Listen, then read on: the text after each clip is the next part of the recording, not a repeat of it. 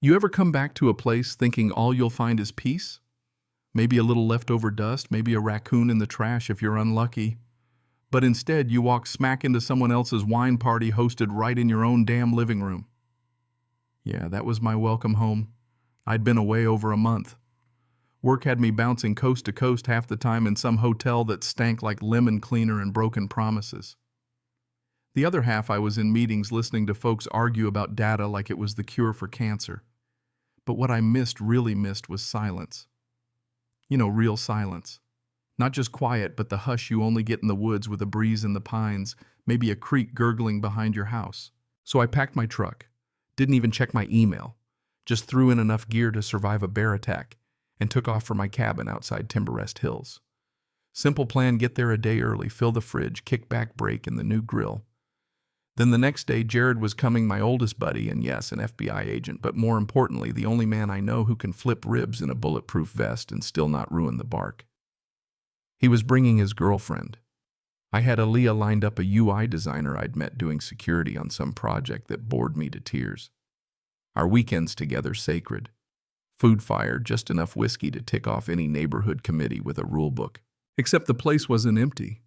As soon as I hit that last bend, my stomach went cold.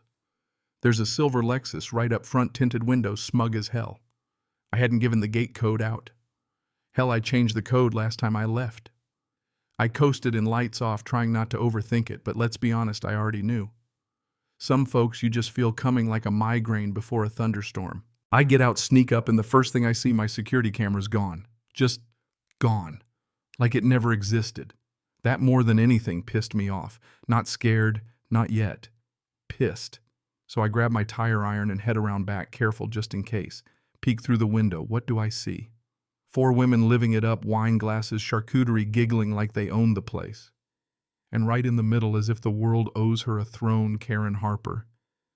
Platinum blonde tennis skirt, the kind of smile that says she's already rehearsed her apology in court.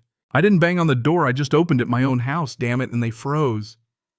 Karen tried to act surprised. We didn't think you'd be back so soon. I dropped the tire iron, let it thunk loud. This is my house, Karen. What are you doing here? She starts spinning, it said. The place looked abandoned, that the association thought maybe it was up for grabs. I shut that down fast. I'm not in your association. Never was, never will be. This is private property. You know it, I know it, your little book club knows it. One of the others started edging for her purse. Karen, to her credit, almost pulled off the victim thing, said they didn't damage anything. Oh, and my camera. Apparently that was the real violation, privacy or something. I told her, you don't get to claim privacy while you're sipping my wine. Told them all to get out, and the mood cracked like ice on a spring morning. One of them dropped a glass, whatever that's, Target, not Waterford. Outside, Karen stops to lecture me from her car window. You could have handled that more politely, Ryan. You're not making friends. I told her straight I want fences, not friends. She got this tight little smile, all threat, no warmth.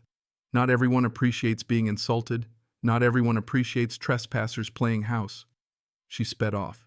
Now, if you think that was the end, oh, buddy, you don't know HOAs or Karen Harper. I spent the next hour checking everything, resetting cameras, hiding a backup so slick not even a raccoon could find it. Wasn't scared, just ready. Because when folks like Karen get caught, they don't go quietly. They go big. Fast forward a few days, cabin feels like mine again, at least for a minute. I'm prepping for Jared, got the grill, got the beer, weather's perfect. Then I hit the road out, literally.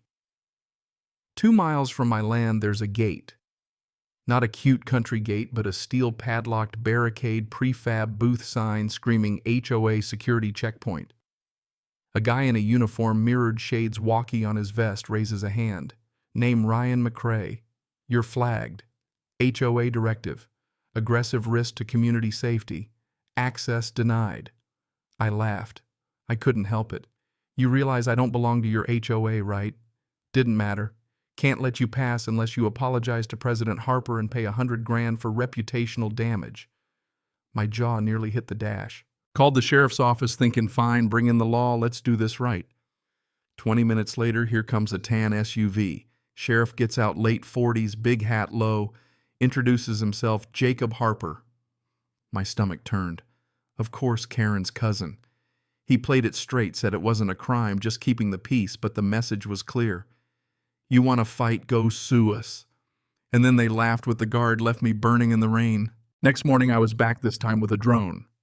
Documented everything, then drove to the county office. Clerk barely blinked when I showed her the footage. That HOA again filed the paperwork, then texted Jared. He said ETA 1 hour bringing toys. When he pulled up, you'd have thought it was a raid. Black SUV, credentials out, Special Agent FBI Internal Affairs. This checkpoint is unlawful. Drop it now. Guard folded faster than a lawn chair. Jared wasn't here for barbecue anymore, he was working. And now so was I. Just as the road's clear, here comes Karen Hare, perfect rage visible from space. She starts barking orders. Jared flashes the badge. Federal investigation. You want to keep talking, or do you want to be deposed under oath? Karen cracked, asked for her lawyer. Jared just said, You're gonna need one. I couldn't help but laugh. The showdown I'd waited for served hot. We got in and it's like the world shifted. Rain-drumming cabin still standing, but now it felt different. Like we'd crossed some invisible line. I dug into my camera backups, and what do I find? Karen 12 days ago walking in with my keys, ones I'd changed last year. She'd copied them from the handyman, most likely. On camera, plain as day, acting like she owned the joint. Jared watched, nodded. That's not trespass, he said. That's unlawful occupancy. Hell, could be intent to defraud. We kept digging footage, emails, everything. And of course, while we're cataloging her sins, I get an email from the HOA. You're under review for harassment, surveillance, slander. I burst out laughing. Jared said, Good. Shows intent. Timeline of retaliation. We started building a case, looped in his contacts at the U.S. Attorney's Office, uploaded everything. It was clear Karen wasn't making mistakes. She was running a campaign. Then, like clockwork, Karen files a restraining order, wrong county, wrong judge, tossed out before lunch. Jared's only response, Now we burn the whole thing down legally. I finally felt like I had ground under my boots. Girls arrived, Aaliyah and her friend Simone, a Denver lawyer with a sharp tongue. I explained, she grinned, said, You know, you've got grounds for harassment and obstruction. We pulled out laptops, started cross-referencing everything. Simone drafting the first lawsuit, Aaliyah laying out the timeline like a murder board. Jared joked it was an FBI tailgate party. Then came the knockout. Jared's burner rang. His contact feds are coming tonight. Sheriff Harper's tried to submit doctored maps. Federal team wants to see the site themselves. I almost felt bad for Karen. Almost. Simone just raised her glass. Let them arrive to the smell of justice and smoked meat. Feds showed up low-key but deadly serious. They saw the footage, the phony maps, the timeline. Do you feel threatened, they asked. No, I told them. Just boxed in. It's all meant to wear me down. They walked my land, took evidence, left a protection notice. Any HOA funny business from here on, it goes to the U.S. Attorney. Karen didn't take it well. Sent out a blast email claiming federal agents were colluding with rogue property owners. Simone just laughed. Classic meltdown. By morning, New Tricks HOA files a county complaint about my deck. 3 years old inspected, starts posting on forums about defending the borders. Jared told me, Don't respond. Let her dig. The storm was coming, but I wasn't alone anymore. 2 things broke her grip. First, the county surveyor called, said 2 maps had shown up. One was real, one obviously doctored. He flagged the fake, froze all HOA claims. Second, an email from an HOA board member, Lori, saying this has gone too far. Some of us never supported Karen. We set up a meeting, gathered more dirt. Jared's team subpoenaed sheriff's calls, and the paper trail finally caught up to Karen. 3 days later, with everything documented, maps, emails, even a voice message from Sheriff Harper telling Karen to stall the guy, the story hit local news. Comments poured in, old HOA victims, neighbors, everyone who'd ever tangled with Karen. By sunrise, the HOA board was suspended. Karen sued for fraud. Sheriff on leave. My road officially private, protected by federal injunction. The Timber Rest Hills HOA dissolved. Karen disappeared. We threw a party, ribs, whiskey, laughter, Simone reading Karen's old memos like they were bad poetry. By the end, someone projected violation letters on the cabin wall. I swear it was the first night I truly relaxed in months. A week later, closing up for the season, I spotted a for sale sign where Timber Rest Hills started, white plastic, awkward, desperate. In red Sharpie at the bottom, urgent, no HOA. I locked my gate, smiled, and headed home. Karma. I'll tell you, sometimes it works faster than you think.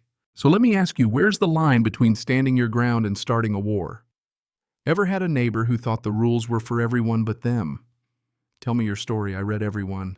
And hey, maybe next time bring the ribs.